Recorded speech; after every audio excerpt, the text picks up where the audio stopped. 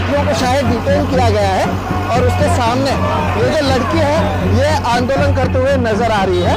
अब ये दर्शाता है कि लोगों में गुस्सा नहीं रहा है। ये महिला शक्ति जिसकी बात करते हैं, इसी को देवेंद्र फडणवीस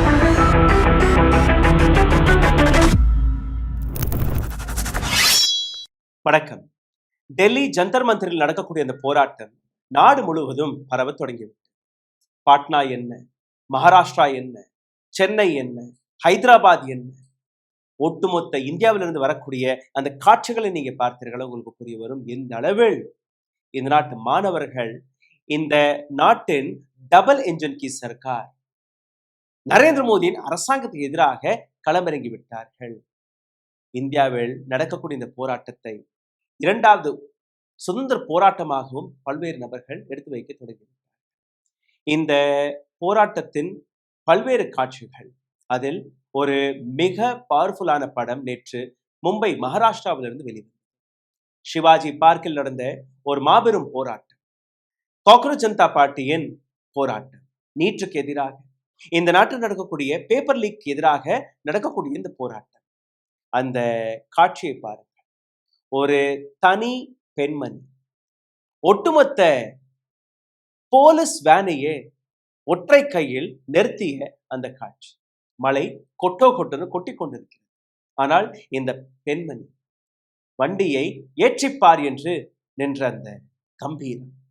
3 நிமிடத்திற்கான இந்த வீடியோவை நீங்க பார்த்தீர்கள், உங்களுக்கு புரிய வரும். நாரி சக்தி, லாட்லி பெஹனா அங்கங்க கூறுகிறார்கள் இல்லையா, இதே பிஜேபி சார்ந்த நபர்கள். மும்பையில ஒரு சட்டமே இருக்கு பணம் கொடுப்பதற்காக, ஏன்னா ஓட்டு வாங்கணும் இல்லையா. லாட்லி பெஹனா, நாரி சக்தி, நாரி வந்தன் பில், லாட்லி பெஹனா, பேட்டி பढ़ाओ பேட்டி பச்சாओ, இது போன்ற ஏராளமான வார்த்தைகளை பிஜேபி கூறி வருகிறது. அந்த நாரி சக்திக்கான உண்மையான அர்த்தத்தை இந்த பெண்மணி எடுத்துக்காட்டு. என்ன நடந்தது அனைத்தையுமே நான் உங்களுக்கு எடுத்து காட்டுகிறேன். இதை தாண்டி பட்னாவிலிருந்தும் ஒரு வீடியோ வந்திருக்கிறது, டெல்லியிலிருந்தும் ஒரு வீடியோ வந்திருக்கிறது. அனைத்தையுமே நீங்க பார்க்க போறீர்கள். எந்த அளவில் போலீஸருக்கு இந்த நாட்டு போராளிகள், இந்த நாட்டு மாணவர்கள் தண்ணீர் காட்டி வருகிறார்கள். முதலில் இந்த வீடியோவை நீங்க பாருங்க. तस्वीरों को आप देखिए, कितनी ताकतवर ये तस्वीर है। अंदर इनके साथियों को शायद डिटेन किया गया है और उसके सामने ये जो लड़की है ये आंदोलन करते हुए नजर आ रही है। अब ये दर्शाता है कि लोगों में गुस्सा नहीं रहा है। ये महिला शक्ति जिसकी बात करते हैं, इसी को देवेंद्र फडणवीस भारतीय जनता पार्टी का लोग लाडली बहन कहते हैं। और अब वही लाडली बहन जो है वो आ रही है और इन गाड़ियों के सामने खड़ी हुई है। ये युवाओं की ताकत है। यहाँ पर ஜூலை 22ஆம் தேதி மும்பை சிவாஜி பார்க், ஏராளமான நபர்கள் அங்க குவிந்தார். நடிகர் ஆமீர் கானுடைய பல நடிகர்கள், பல மாணவர்கள், ஏராளமான மக்கள். இதில் ஆயிஷா கான், நடிகை ஆயிஷா கான் அவரையும் கைது செய்திருக்கிறார்கள். My hands are literally shivering right now. I have been detained in the police van just for standing on the road peacefully.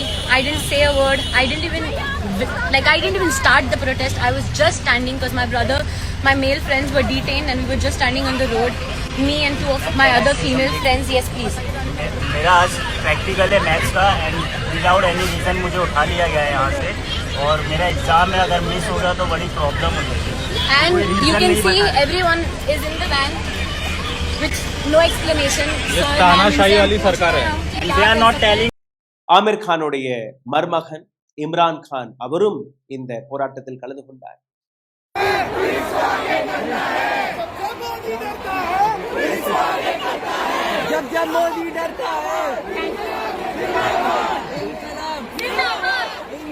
இது போன்ற ஏராளமான நபர்கள் இன்னைக்கும் சிவாஜி பார்க்கில் போராட்டம் தொடங்கி கொண்டுதான் இருக்கிறது. இந்த பெண்மணியுடைய பெயர் Riya Yadav. Delhi born and brought up. இப்போ மும்பையில நடிகையாக வேலை பார்த்து வருகிறார். நடிகை, ஆக்ட்ரஸ், ஒரு ஆண்டர்பிரனர், ஒரு இளம் பெண். இந்த பெண் செய்த சாகசம், டாடா அந்த போலீஸ் வேன் இருக்கும், நீல நில போலீஸ் வேன். இந்த போலீஸ் வேன்ல போராட்டக்காரர்களை கைது செய்து கூட்டிச் செல்லும் போது இந்த பெண்ணால் தாங்க முடியவில்லை. இந்த பெண்ணிடம் இன்டர்வியூ எடுத்து கேட்கும்போது, எதற்காக நீங்க இந்த வேனை தடுத்து நிறுத்தினீர்கள்? இது அரசு வேலையில் தடை போடுவதாக இல்லையா? கிடையாது. இது என்னுடைய நாடு. என் நாட்டு மாணவர்கள் 22 லட்சம் மாணவர்கள் பேப்பர் லீக் வழியாக பாதிக்கப்பட்டிருக்கிறார். அதற்காக தானே நாங்க இங்க சாலிடாரிட்டியில வந்து நிக்கிறோம். அப்ப நீங்க மாணவி கிடையாது. நான் ஒரு நடிகை, ஒரு யூத். ஆனால் என்னுடைய சாலிடாரிட்டி, என்னுடைய சப்போர்ட் இந்த நாட்டு மாணவர்களுக்கு இருக்கிறது என்கிற அந்த விஷயத்தை எடுத்து காட்டுவதற்காக நான் இங்க வந்தேன். என்னுடைய கண் முன்னே தரதரவென்று இங்க வந்திருந்த மக்கள், சப்போர்ட் எடுத்துக்காட்டக்கூடிய மக்களை தரதரவென்று இழுத்து சென்றும் போது என்னால் பார்க்க முடியும். அதனால் வண்டிக்கு முன்னாடி போய் நின்னுட்டேன். என் மேல வண்டியை ஏத்திட்டு நீங்க போங்க, பிரச்சனை இல்லை. என் கண் முன் நீங்க இந்த மாதிரி அராஜகத்தை செய்ய முடியும். இந்த அராஜகத்தை நான் பார்க்கவும் போவேன். அந்த தைரியத்தை நீங்க பாராட்டணும் சார். ஒரு தனி பெண்மணி வேனுக்கு முன்னாடி நின்று கொண்டு ஒட்டுமொத்த மும்பை போலீஸை சேலஞ்ச் செய்திருக்கிறார். இதுதான் போராட்டம், இதுதான் போராடி. ஒருத்தர் போய் அடிப்பதோ அல்ல ஒரு இடத்துல கலவரத்தை தூண்டுவதோ, டெல்லியில நீங்க பார்த்தீர்களா எந்த அளவுல கலவரம் நடக்கும், எந்த அளவுல நேற்றிலிருந்து போலீசார்கள் மீது கற்களை எறிகிறார்கள்.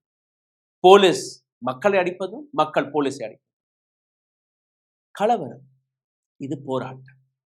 அவர்கள் கலவரக்காரர்கள். இந்த பெண்மணி போராடி. She had set an example how quietly, how powerfully she had challenged the Mumbai police. ஒரு வார்த்தை பேசவில்லை அந்த பெண்.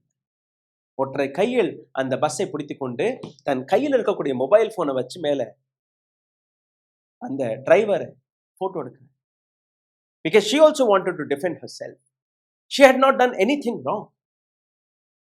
இந்த நாட்டு ஆர்டிகல் 19 கான்ஸ்டிடியூஷன்ல இருக்கக்கூடிய ஆர்டிகல் 19 இந்த பெண்ணிற்கு கொடுத்த அந்த சட்ட அதிகாரம், அந்த அதிகாரத்தை இந்த பெண்மணி சரியான முறையில் பயன்படுத்தியிருக்கிறார். நேற்று நடந்த இந்த போராட்டம் Dharmendra பிரதானுடைய resignation.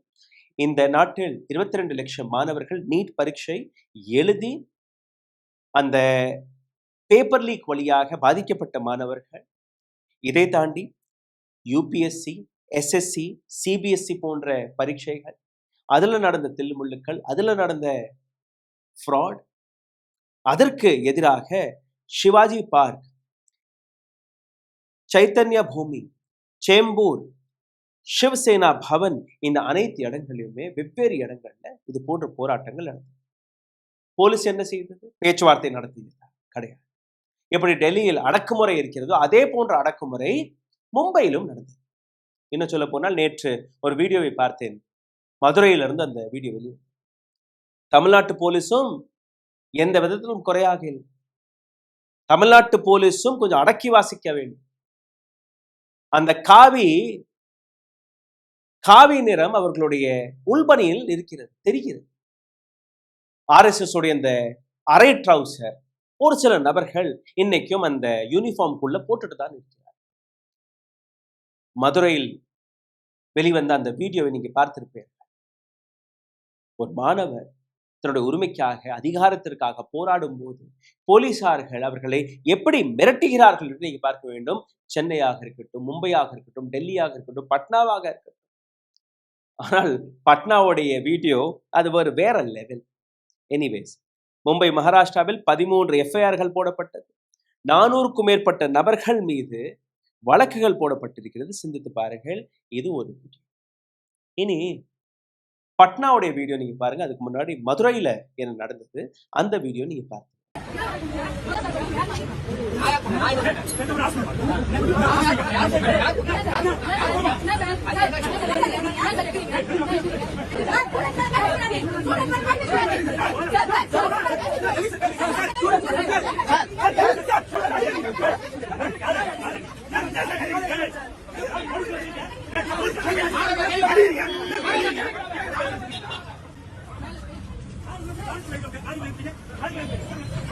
Thank you.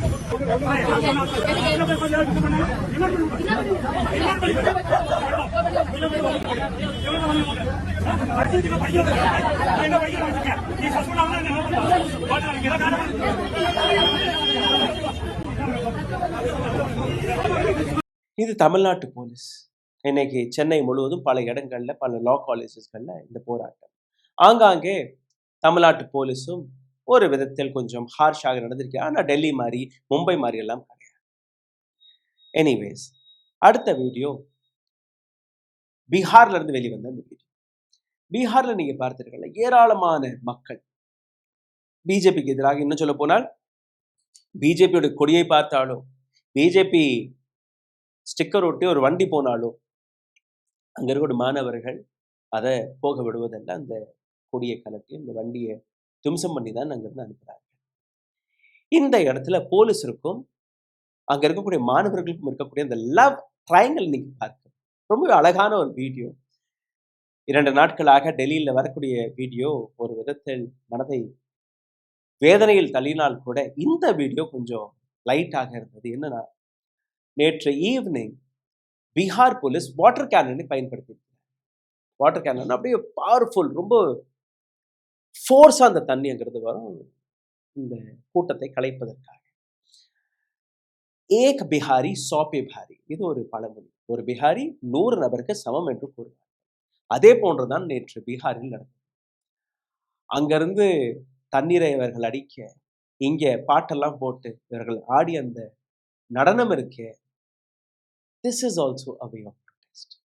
No violence, but a beautiful way to tell we are the people of this country. You cannot throw us out.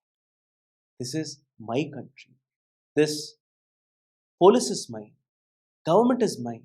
Law and order is for me. Don't treat me wrong.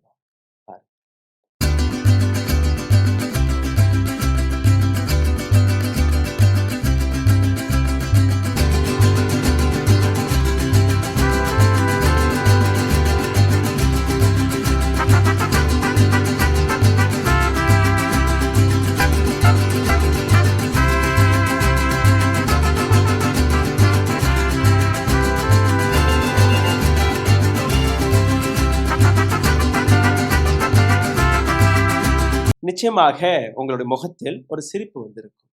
என்னுடைய கடைசி வீடியோவை நான் உங்களுக்கு எடுத்து காட்டுகிறேன். இந்த video எந்த அளவில் போலீஸ் பயந்து போயிருக்கிறது, எந்த அளவில் போலீஸ்காரர்களுக்கு ஒரு உத்தரவு கொடுக்கப்பட்டது, யாருமே அரசாங்கத்துக்கு எதிராக பேசக்கூடாது. இந்த நபர் அங்க மீடியாவுக்கு முன்னாடி அவருடைய மனைவி 2 பேருமே வந்து பேச தொடங்கினார். அவர்கள் பேசும்போது மத்திய பிரதேஷ் பிஜேபி தலைவர் கைலாஷ் விஜய் வர்கியா அவருக்கும் அங்க நடந்த நீட் பரீட்சையில் நடந்த தில்லுமுள்ளு, பேப்பர் லீக், இதற்கு கனெக்ஷன் இருப்பதாக அந்த நபர் வாயை திறந்த உடனேயே கைலாஷ் விஜய் வர்கியா, பிஜேபியின் சீனியர் லீடர், அந்த வார்த்தையை கேட்ட உடனேயே அடுத்த நிமிஷம் மீடியா, ஒரு 10-15 மீடியா ஹவுசஸ் இருக்கு, அதுக்கு முன்னாடி போலீஸ் வந்து தடுத்து அந்த 2 நபர்களையும் பேசவே விடல. எந்த அளவுல பயம் இருக்குன்னு நீங்க பாருங்க. ஒரு தனி நபர் பிரஸை சந்தித்து ஒரு உண்மையை பேசக்கூட இந்த நாட்டு மீடியா, இந்த நாட்டு போலீஸ் அனுமதிக்கவில்லை என்றார். அப்போ எந்த விதமான ஜனநாயகத்தை நாம் பார்க்கிறோம்? எந்த விதமான நாட்டில் எந்த விதமான சுதந்திரத்தை நாம் பார்த்து வருகிறோம்? சிந்தித்து பாருங்க. இந்த வீடியோ பாருங்க. कि उन्होंने कीड़े नहीं कहा, लेकिन पहली 2 बातों पर भी हम बात उनसे करने आए। हम उनसे इन्हीं 3 बातों पर बात करने आए। सर बाइट हो जाने दो, बाइट हो जाने दो।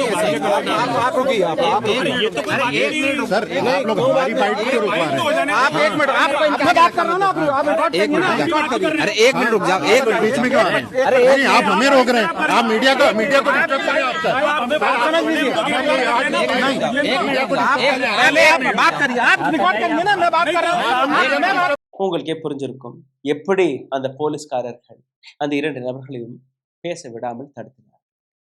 பயம், இந்த நாட்டு அரசாங்கத்திற்கு பயம் வந்துவிட்டது. முக்கியமாக பிஜேபிக்காக சப்போர்ட் செய்ய வரக்கூடிய இந்த போலீசார்களுக்கும் பயம் வந்துவிட்டது. இன்னைக்கோ நாளைக்கோ இல்லை நாளை பொறுத்து. தர்மேந்திர பிரதான் நிச்சயமாக ரெசிக்னேஷன் கொடுத்தே தீரும். நீங்க பல பிரயோகம் செய்யுங்கள், நீங்க மிஷினரி எடுத்து வையுங்க, நீங்க கேசஸ்களை போடுங்க, எதை செய்தாலும் இந்த நாட்டு மாணவர்கள் அசரப்போவது கிடையாது. விவசாயிகளும் வந்து விட்டார்கள், மாணவர்களும் வந்து விட்டார்கள், இப்போ இளைஞர்களும் வந்து விட்டார்கள்.